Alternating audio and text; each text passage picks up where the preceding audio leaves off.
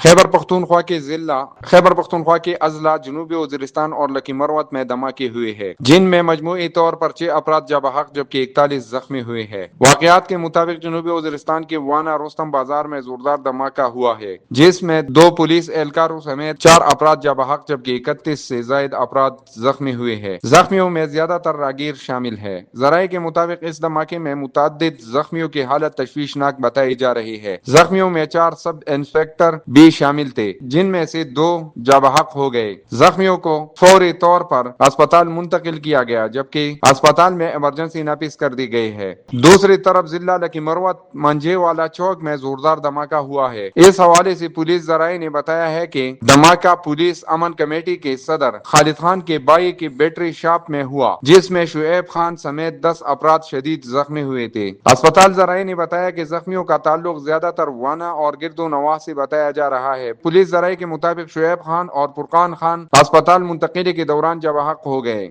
زخمیوں میں 2 افراد کی حالت تشویشناک بتائی جا رہی ہے۔